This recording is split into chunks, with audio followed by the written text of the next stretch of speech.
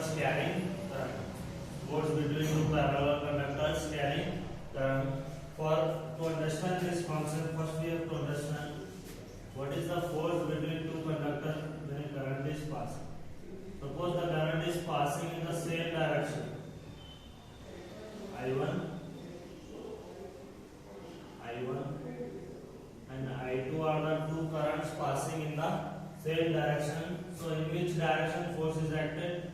Towards each other. So यहाँ first case में क्या होता है, दोनों करंट एक सेम डायरेक्शन में मूव करें. जब सेम डायरेक्शन में मूव करें तो ये दोनों कंडक्टर्स क्या करते हैं, एक दूसरे को अट्रैक्ट करते हैं. इसकी वजह से फोर्स आता है F1 और ये होता है फोर्स F2. तो ये क्यों अट्रैक्ट हो गई हम आगे देखेंगे. For example, two conductor having same current I1 and I2 but the direction is opposite. यहाँ पे डायरेक्शन क्या है, अपोजिट है. तो यहाँ पे ये डायरेक्शन में फोर्स एक्ट होती है F1 और यहाँ पे ये डायरेक्शन में फोर्स एक्ट होती है F2. तो यहाँ पे क्या हो रहा है, रिपल्शन हो रहा है, यहाँ पे क्या हो रहा है, अट्रैक्शन हो रहा है. ये एक मैग्नेट की तरह एक्ट कर रहा है, यानी नॉर्थ साउथ पोल है तो अट्रैक्ट होता है, सेम पोल रिपल हो जाता है.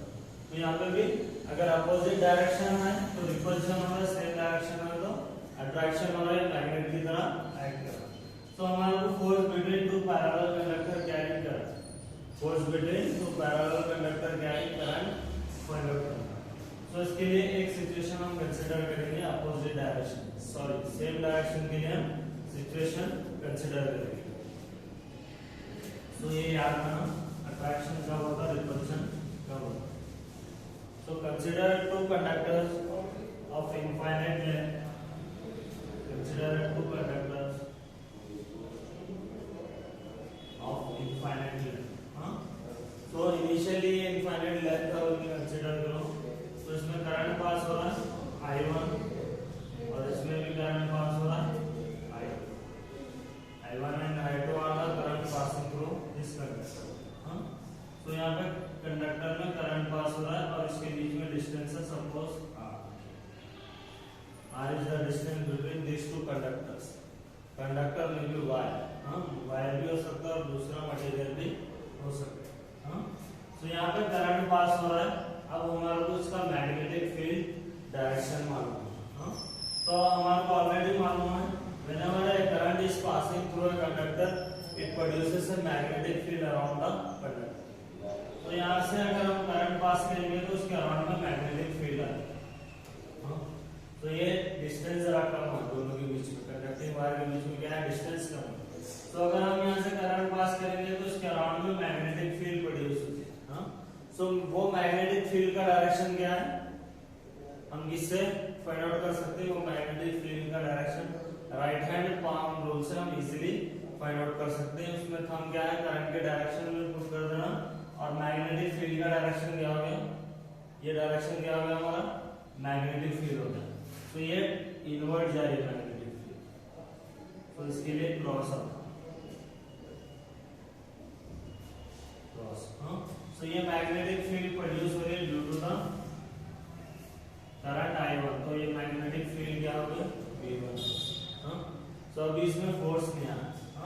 तो ये करंट पास हो रहा है, यहाँ पे मैग्नेटिक फील्ड प्रोड्यूस हो गई और ये I2 कंडक्टर है, इसमें मैग्नेटिक फील्ड. ये इनिशियली मैग्नेटिक फील्ड नहीं है, यहाँ पे फर्स्ट कंडक्टर रखे हम करंट पास करें, फर्स्ट कंडक्टर की वजह से यहाँ पे मैग्नेटिक फील्ड प्रोड्यूस हो रही है. तो वो मैग्नेटिक फील्ड क्या है, वो मैग्नेटिक फील्ड पे हम एक कंडक्टर रखते हैं. So whenever a conductor is placed in a magnetic field, it experiences a force.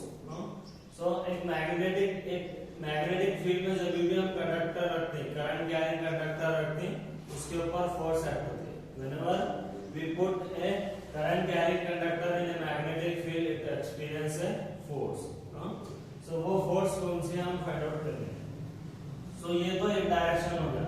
अब अगेन हमारे पास ये करंट है. सो इसका मैग्नेटिक फील्ड का डायरेक्शन भी होना, अब हमारे फोर्स का भी डायरेक्शन होना. तो ये हमारा हम क्या इंडिकेट कर रहा है, डायरेक्शन ऑफ करंट. और ये डायरेक्शन ऑफ, ये फिंगर क्या रिप्रेजेंट करे, डायरेक्शन ऑफ मैग्नेटिक फील्ड. सो यहाँ पे कौन सी मैग्नेटिक फील्ड है हमारी? इनवर्ट मैग्नेटिक फील्ड है, यानी ये अंदर डायरेक्ट मैग्नेटिक। तो ये इनवर्ट मैग्नेटिक फील्ड हो गई, ये डायरेक्शन ऑफ करंट हो गया। So force is always perpendicular to the magnetic field and current, दोनों की परपेंडिकुलर डायरेक्शन में फोर्स एक्ट होती है। तो यहाँ पे फोर्स का डायरेक्शन क्या हो गया हमारा? ये हो गया हमारा F2 फोर्स, ये हो गया F2 फोर्स। सो अगेन अगर हम ये करंट का देखें तो यहाँ पे मैग्नेटिक फील्ड है, अगर हम ये करंट पास करें तो यहाँ पे भी इसके अराउंड में मैग्नेटिक फील्ड प्रोड्यूस हो। तो इसके अराउंड में भी अगर मैग्नेटिक फील्ड प्रोड्यूस हो रही है हमारी, तो ये मैग्नेटिक फील्ड इस पे आती है। तो इस पे कौन सा फॉर्म में आती है? आउटवर्ड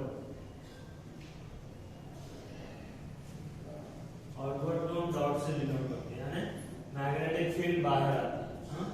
सो ये अगर मैग्नेटिक फील्ड आउटवर्ड आ रही है तो फोर्स का डायरेक्शन हम कैसा निकाल सकते हैं? इस तरह से हम करंट और ये आउटवर्ड मैग्नेटिक फील्ड को पुट करते हैं। ये करंट का डायरेक्शन हो गया, ये आउटवर्ड, ये डायरेक्शन में हमारी फोर्स होगी। तो इसका डायरेक्शन क्या होगा फोर्स का? ये डायरेक्शन हो गया ये F2 फोर्स हो गई, F1 फोर्स हो गई। इस तरह से ये अगर मैग्नेटिक फील्ड प्रोड्यूस कर रहा है तो ये क्या होगा? दोनों अट्रैक्ट होंगे। ये सेम डायरेक्शन में अगर करंट फ्लो हो रहा है तो दोनों ये फोर्स क्या हो रहे हैं? यहाँ पे अट्रैक्शन हो रहा है। तो ये हो गया डायग्राम, इसको हम इस तरह से भी ड्रॉ कर सकते हैं। ये हो गया mutual magnetic field,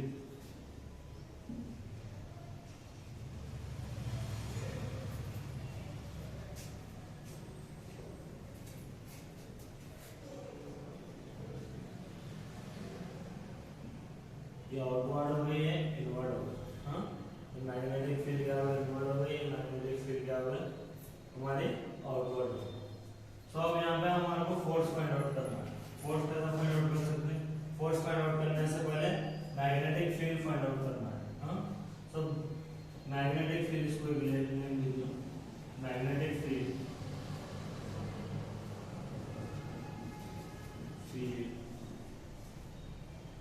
on Q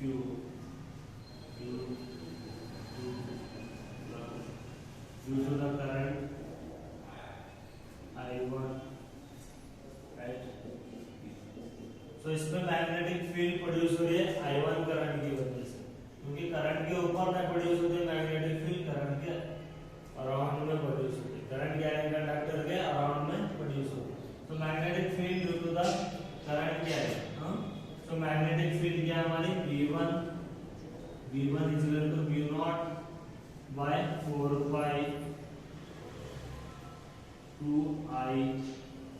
2I1 by R, 2I1 by R। तो ये हमारा एक्सप्रेशन ऑलरेडी हम ड्राइव कर रहे थे, कहाँ पे ड्राइव कर रहे थे? Magnetic field place in current carrying conductor place in magnetic field में फाइंड आउट कर रहे हैं।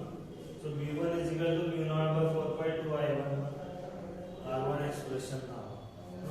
इसको इक्वेशन नंबर 1 ले लो, ये 2 बन रहा है, 2 2 भी कैंसिल करके भी हम लिख सकते हैं, बट ये स्टैंडर्ड फॉर्म। सो ये हो गया मैग्नेटिक फील्ड, ये पॉइंट। अब हमारा को फोर्स फाइंड आउट करना है F2 कैसा फाइंड आउट कर सकते हैं? ये फोर्स कौन सी है? ये मैग्नेटिक फील्ड के अंदर करंट कैरिंग कंडक्टर की वजह से फोर्स प्रोड्यूस हो रही है, क्योंकि यहाँ पे तो मैग्नेटिक फील्ड एब्सेंट है। हम फर्स्ट कंडक्टर पुट करें, इस पे करंट पास करें, तो यहाँ पे मैग्नेटिक फील्ड प्रोड्यूस हो रही है, इसके अराउंड में मैग्नेटिक फील्ड प्रोड्यूस हो रही है। उसके बाद हम एक करंट कैरिंग कंडक्टर रखते हैं। जब भी हम current carrying conductor magnetic field में रखते हैं, वहां पे एक फोर्स डेवलप होती है। उसको हम क्या ले रहे हैं? यहाँ पे F2 ले, ये second force. F2 is equal to IBL sin theta, force is equal to IBL sin theta. IBL sin theta force वहां पे डेवलप होता है। तो ये जनरल फार्मूला। सो हम अप्लाई यहाँ पे करें तो ये हो गया F2, ये हो गया करंट I2, ये हो गया V1, ये L sin थीटा। L क्या है? ये length of the conductors, length of the conductors. ये कंडक्टर की लेंथ क्या हमारे पास? L है। सो ये V1 क्यों ले रहे हैं? क्योंकि I2 यानी क्यू रॉड में हमारी फील्ड क्या है? V1 है, V2 नहीं है। V1 आ रही है। V1 क्यों आ रही है? क्योंकि I1 करंट की वजह से आ रही है, हाँ? और इस पे जो फील्ड आ रही है यहाँ पे आ रही है, हाँ? I1 पे फील्ड किसकी वजह से आ रही है? I2 की वजह से। सो F2 is equal to IBL sin theta। F2 is equal to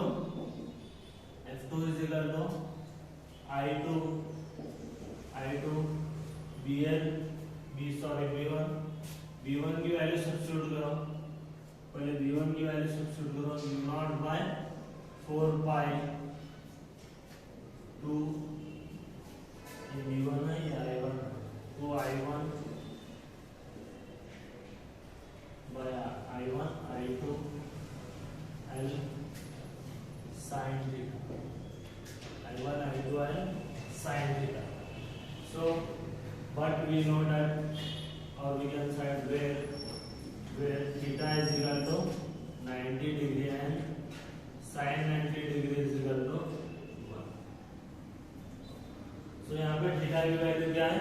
90 degree. क्यों 90 डिग्री? ऑलरेडी हम प्रीवियस डायरेक्शन में डिस्कस करे थे। फोर्स क्या हमारा? IBL sin theta. I तो करंट कांस्टेंट है, BL B और L के बीच में एंगल आता है थीटा, B और L के बीच में एंगल क्या आता है? थीटा। अगर हम B देखें तो ये डायरेक्शन में L क्या है? ये डायरेक्शन में, B ये डायरेक्शन में है और हमारा L क्या है? ये डायरेक्शन में, अपवर्ड डायरेक्शन में।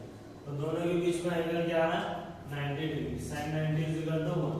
सब्स्टिट्यूट करो, F2 is equal to mu0 by 4 pi 2 I1 I2 L by 2 I1 I2 L by R। तो ये हो गया F2 फोर्स। बट हमारे पास ये इनफाइनाइट कंडक्टर्स है, ये लेंथ क्या है? इनफाइनाइट है।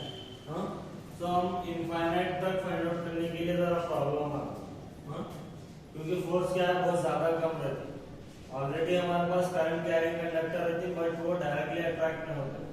जो भी हमारे पास वायर है उससे भी करंट पास होता है, उसके अराउंड में भी मैग्नेटिक फील्ड प्रोड्यूस होती है, बट वो मैग्नेटिक फील्ड बहुत कम रहती है, जिसकी वजह से वो डायरेक्टली अट्रैक्ट नहीं करता। लाइक मैग्नेट्स में ज्यादा मैग्नेटिक फील्ड रहती है, इसलिए वो डायरेक्टली अट्रैक्ट करती है। तो अब यहाँ पे इनफाइनाइट के लिए लेना मुश्किल है, तो हम पर यूनिट लेंथ लेंगे। सो ये L यहाँ पे मल्टीप्लाई कर दियो, F2 by L is equal to mu0 by 4 pi 2 I1 I2 by R। तो ये हो गया फोर्स पर unit length.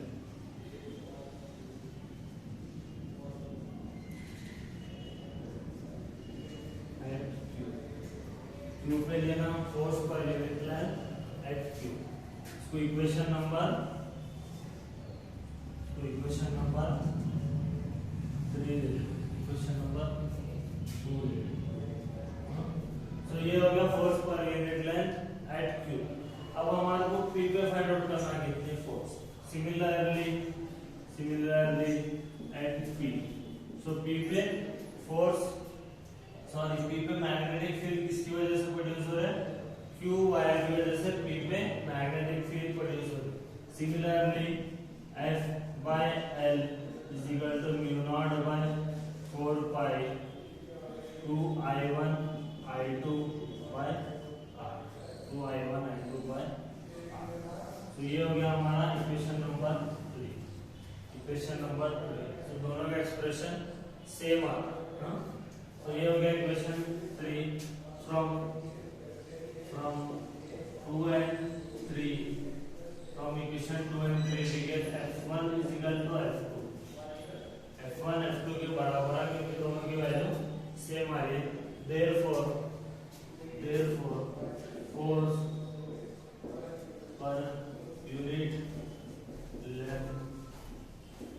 force per unit length capital F, directly capital F लेने। कैपिटल F मींस क्या है? यहाँ पे फोर्स पर यूनिट लेंथ है, यानी F1 by L भी हो सकता है, F2 by L भी हो सकता है, which is equal to 4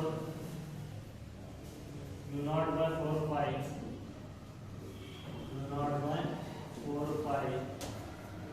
2 I1 I2 by R। So this is the final expression between infinitely long continuum force between two parallel finally long conductor.